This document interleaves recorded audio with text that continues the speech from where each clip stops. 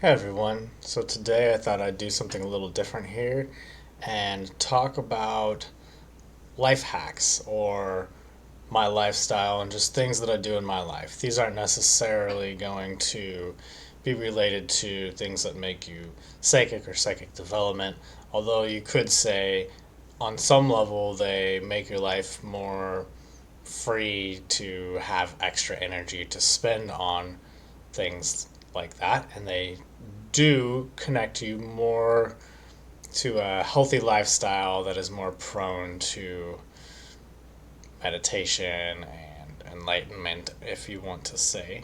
But regardless, this is just stuff that I find very interesting that I thought would be interesting to share with you. So if you like this type of video, let me know in the comments and give this video a thumbs up as well to let me know.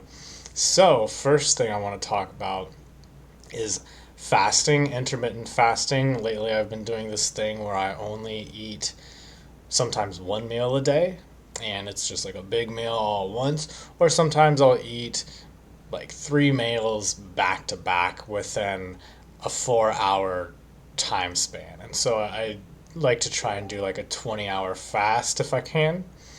And the other thing is not eating late at night, which I used to do all the time. I used to eat food to help me go to sleep, in fact, because I had insomnia. Um, but what I want to talk about is some of the research here into why I started doing this. And apparently, different generations who have lived through famine tend to live longer than generations that don't, as well as people who lived in poorer families during those famines had even longer lifespans, and so they correlated that this has to do with calorie restriction, which now there's lots of research on how calorie restriction prolongs your life, and this is beyond just beating diseases, but this is actually like extending your lifespan rather than just preventing yourself from getting cancer or heart disease or whatever. Which is what antioxidants are good for. But then this technique is to actually prolong the lifespan itself. Um, so calorie restriction is something they've found. The other things they've found are with mice. There was a study done where there were mice that were fed 3 times a day, and then there was another group that was fed 1 time a day. They were fed the same food and the same amount. The group that was fed 1 time a day lived a third of a lifespan longer. So that's a third of your lifespan. That's a long time. Imagine adding that to your lifespan. That's kind of crazy. The other thing about this was that those mice or rats were fed during the most active hours of the day, and they've also done further studies to show that it's I think 20% increase difference if they eat during the most active part of the day versus eating at night or eating right before sleeping or something like that. So that's also very important. Some of the things that I've noticed from this are I sleep better. I have more energy despite what people think. People think I'm crazy and think that I'm going to pass out because I'm not eating, but I actually have more energy, more vitality. I think more clearly. Um, I have softer skin as well, which is pretty cool. And, I just feel more, in tune with my body. So there's lots of reasons besides also boosting your immune system and living longer. So I want to move on to the next thing so I don't make a video that's too long. The next thing I wanted to talk about was Shungite. So Shungite, I have Shungite all over the place. This is a pyramid made out of it. It's a type of rock. It's said to help prevent, like electronics, EMF.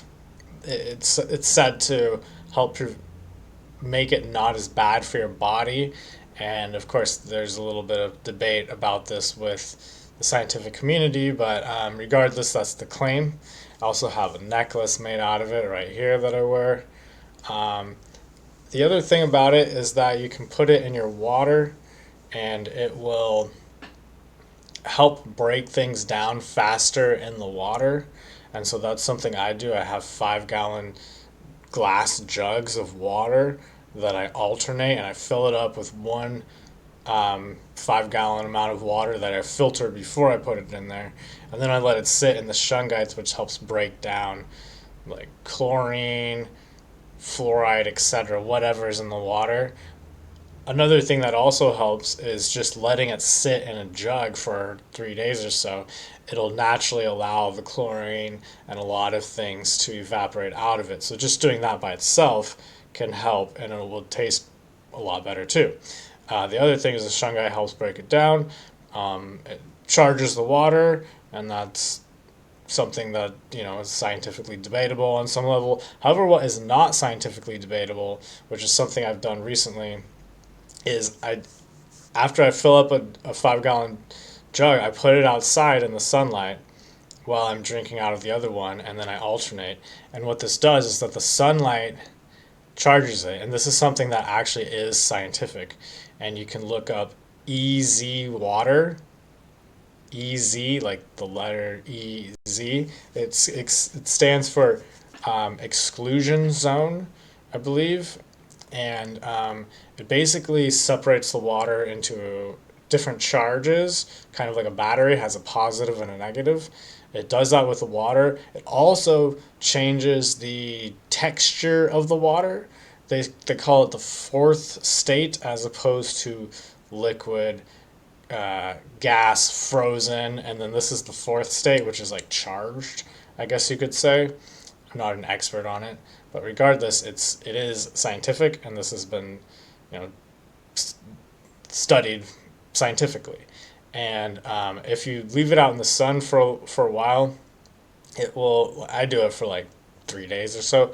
You will actually taste a difference in the texture. It will feel kind of like thicker, um, and it just tastes so much better. I can't even drink tap water anymore. It literally just tastes like poison to me when I drink tap water. Can't even do it. I mean, maybe if I was, you know, gonna die if I didn't drink water, I would do it. Occasionally, I will drink tap water, but it's very rare and it doesn't taste very good to me. So, moving on to the next thing is herbal tea. So, I like to drink a lot of herbal tea. I've taken clinical herbalism courses, 3 year college level through different places. But, anyways, this is what I make, and I like to drink this all the time. This is tea. It's made in an instant pot, which I know is a little, people will debate whether that's something you should do or not, but either way, it works for me. And I buy reishi, just like big bulk, like the full reishi mushroom itself, throw that in, and I mix it with hoshuwu and Romania, and hoshuwu can be called faux tea sometimes in America, although that's not a real authentic Chinese name. It just sounds like it. But I will leave that recipe below, and it has Bupleurum, which is really good for the liver, as well as like cooling things down, so to speak, and kind of like decompressing the tension.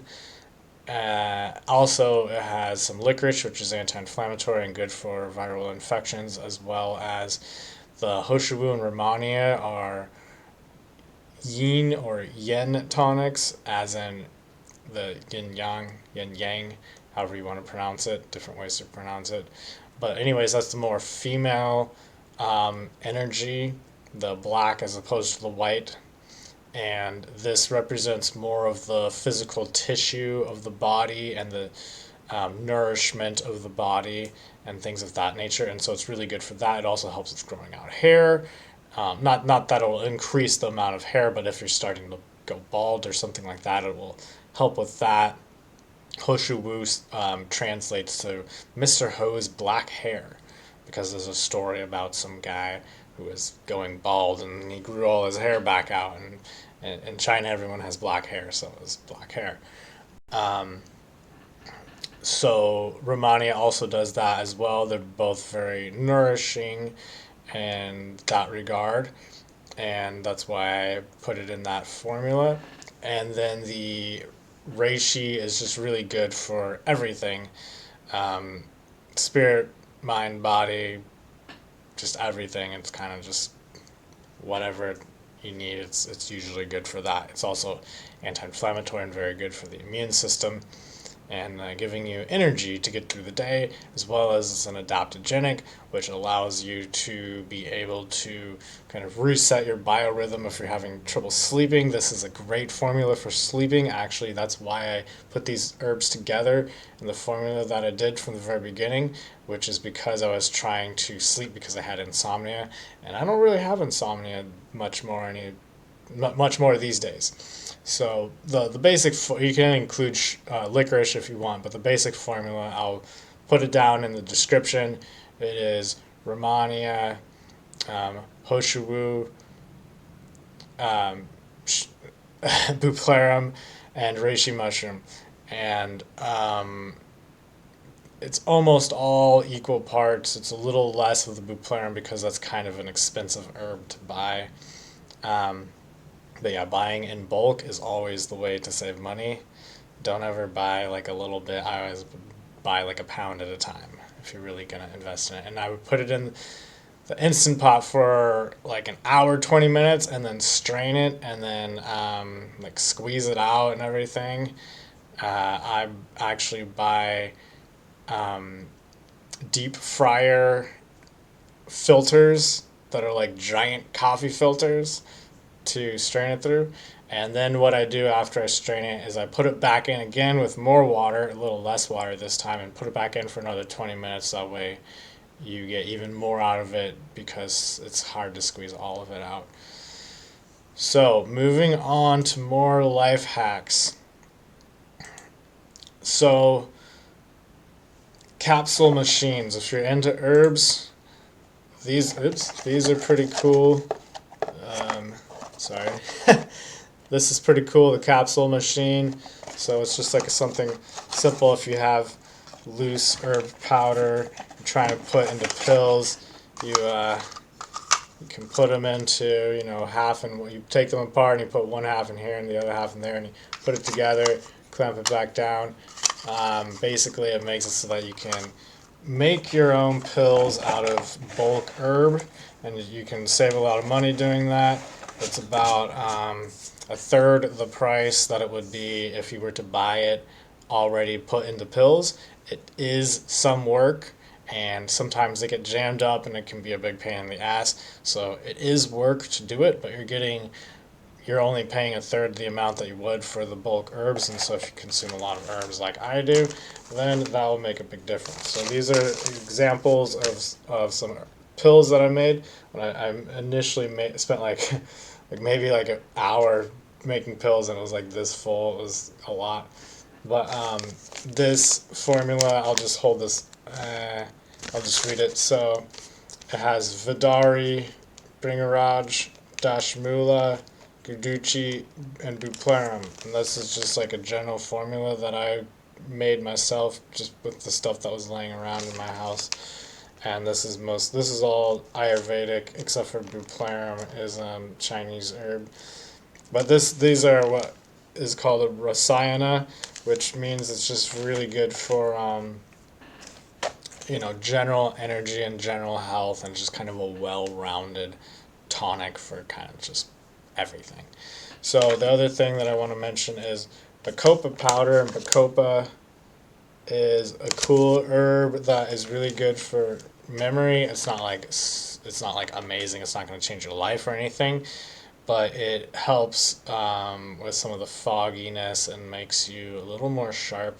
You have to take it every day for about a month before you'll really notice any effect, and it's going to be very subtle, so you probably won't even really notice it until you look back and you kind of compare, and you're like, oh yeah, I guess I am a little bit less forgetful now. But I like it a lot. I take it every day, generally speaking. Also, if you're gonna do this, you're gonna want to buy pills like this. I like to get this brand Pure Caps. Can you see that? Pure Caps USA.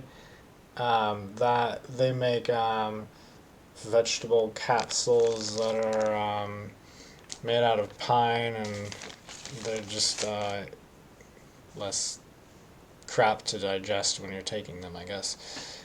Let's see, what else did I want to talk about today? So so I know this is all a lot with all the different herbs being listed, so I just thought I'd make things really simple for you. If you're just looking for one herbal formula to buy, I would highly recommend this one, Mushroom Harvest 14 Mushroom Blend Powder. It has reishi, it has, which I already talked about, which does just basically everything.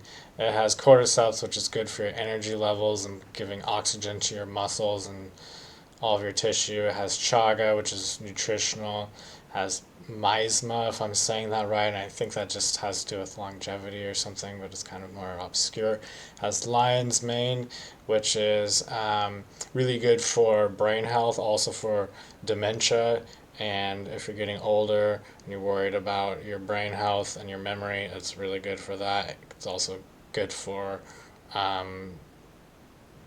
healing the brain after it's been damaged, and sometimes doctors actually thought that that was impossible, and the thing that changed the medical community's understanding of the brain's ability to heal itself was because of studies done with lion's mane that showed that what they thought was impossible was actually possible. So lion's mane is amazing for that. Turkey tail, that's for the immune system. Maitake, for the immune system. Shiitake, for the immune system. Blazei, I'm not sure. There's some other ones here. I don't really know all the details of what they're all good for, but there's 14 mushrooms in there, and they're all basically good for your immune system and longevity, things like that. So this is a great product, and you can pay the extra money to have it in gel cap pills, or you can just buy the capsule machine and make it yourself, which is a little bit of work, but it's a job that pays, I guess you could say. Another thing that I thought I'd mention is something that I learned, which is because I took clinical herbalism courses from a naturopathic teacher who specialized in Ayurveda and Chinese medicine. He was always talking about vitamin D and how vitamin D is one of the most important things that people overlook, and how you can just wipe out a viral infection with vitamin D. Now, this is not something that I'm endorsing here, because I think it could technically get in trouble for even saying this, but I'm just saying what I've heard. So try your own risk. And honestly, I would not recommend this type of dose, but what I was told was that you can take 1,000 IUs of vitamin D per pound of body weight for up to 7 days. Now, just so you know, this is like a handful of vitamin D pills. Like, this is an insane amount. So I don't even take that much and this is not something to do every day or regularly. This is something to do if you have a viral infection and you just want to knock it out. So I do close to that sometimes. I have taken that dose actually, but I wouldn't recommend taking that much necessarily unless you really need to. But you can take like maybe half that dose and it should still have a pretty profound effect on the immune system. So one of the things that I've heard is that people with autoimmune disease or people who have inflammatory conditions are afraid to take things that boost their immune system. And while there is some reason to believe that, a lot of the reason is because they've shown that things that lower your immune system for people with these inflammatory conditions, when it lowers the immune system, it lowers the immune system's reaction, which is inflammation, which lowers that effect. So sometimes they'll take things that actually lower their immune system, immune suppressants in order to reduce those flare-up effects. And so that works on some level, but the interesting thing about that is that there's a debate whether or not taking immune stimulants or immune modulators, I should say, whether or not that increases the ability, just because when you take something that decreases the immune system, does that also imply that taking things that increase it will increase the side effects? And so most of the medical community says yes, because that's just the assumption that's been said. But a lot of uh, alternative medicine says no. And even within alternative medicine, there's a debate about that. And it seems like maybe there's also a possibility that some herbs have more of a stimulating effect on the nervous system that creates more of the flare-ups, whereas others are more of a modulating effect that doesn't quite cause that. So, anyways, vitamin D, back to vitamin D. Vitamin D is interesting because it improves, it's a immune booster. You could call it an immune stimulant, I suppose, but it's definitely an immune modulator and immune booster. Um, and it's been shown to reduce autoimmune disease and things of that nature. In fact, when they first started doing studies on vitamin D, they thought that it lowered the immune system, because one of the first things that they discovered about it was that it improved autoimmune disease. And it's because of that they're like, oh, it improves autoimmune disease, therefore it lowers the immune system because that's how it works. But no, vitamin D increases the immune system. So anyways, vitamin D is amazing for viral infections and just the anti-inflammatory effect and like a million things. So take vitamin D.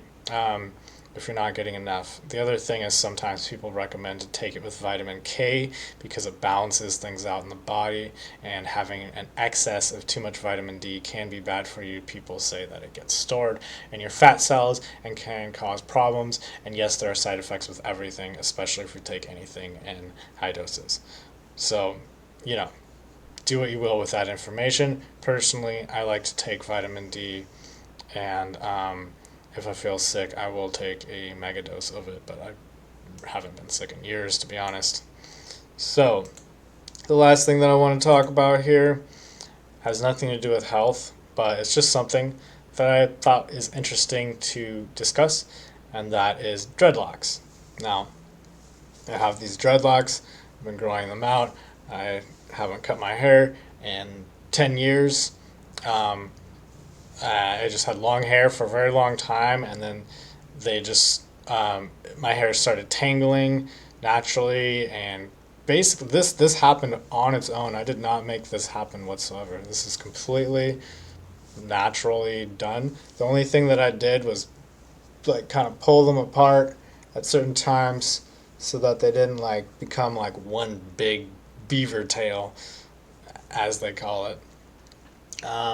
But basically, if you want to call it a life hack, it's a life hack in the sense that I don't have hair that comes out when I take a shower that gets all in my hands and all over the place, and I have to like clean out the hair from the shower, because that gets pretty annoying. That's actually honestly one of the reasons why I allowed my hair to just turn into dreadlocks. The other reason is because of Indian culture, and I was into some Indian gurus at a certain time period, which I am not at all anymore into. I still like Indian culture and whatnot, but I'm not into those same gurus. But this is what I want to talk about that I find interesting that nobody really knows about, and that is the idea that dreadlocks come from Africa. So here's an interesting history fact. So the word ganja is not African, it's Indian. Ganja is a Sanskrit word. It's part of the Sanskrit language, and that's Indian. So what happened with the Rastafarian movement is in Africa, there's two influences. There's Indian culture and Christianity and the African twist on it all. And that's Rastafarianism. Basically, what happened was uh, the British, the British government was colonizing the world, and colonized India and colonized Africa. And they took a lot of the Indians over to Africa as laborers to work in Africa with Africans, obviously. And so they intermingled. And the thing about Indian culture is that in India, they grow their hair out like dreadlocks a lot of the time. Not all of them, but some of them, especially the Shiva worshippers who do it in honor of Shiva because they say Shiva was the first being to ever have dreadlocks, and in a lot of depictions of Shiva, he has dreadlocks. And so they would grow out their dreadlocks for that, and they would also smoke ganja, as it's called in India, and that was also part of their worship for Shiva. To this day, many people in India smoke hash or ganja religiously as part of their worship, and there are many. I can't remember the word right now, but it's not a mosque or a church, but whatever the word is that they use, temple in India. Some of the temples they don't smoke pot, and then some of them they do, and there's different types of worship in India, obviously. But a lot of them that are Shiva worshippers smoke pot, and so that became part of the practice growing out dreadlocks and smoking pot and as part of your worship for God or Shiva. And Indian culture is very inclusive, and you can even find certain Indian religious situations where they have pictures of Indian gods and then they have a picture of Jesus right next to them. So, I mean, that's just Indian culture. So it was very inclusive, and so it all kind of mixed together, and so the African culture absorbed that, and it became Rastafarianism, as we know, as far as like the culture goes within Rastafarianism. So I just thought that that was something that people don't know about, and I just thought it was interesting and worth sharing. So yeah, you can't really say that it came from Africa because it actually came from India, and Africans kind of stole from India. Of course, there were African tribes that grew out their dreadlocks as well. However, the African tribes in Africa that did that did it as a symbol for being part of the warrior class, and that was a very difficult achievement to become of that level in their tribe. And so if anyone grew out dreadlocks, that would be insulting to them and within that cultural dynamic, because it symbolizes that they've achieved warrior level. And so for a black person in the United States to have dreadlocks, that and then like compare it to that, that would be insulting them because it's not something that that person achieved and proved themselves worthy of within their tribe.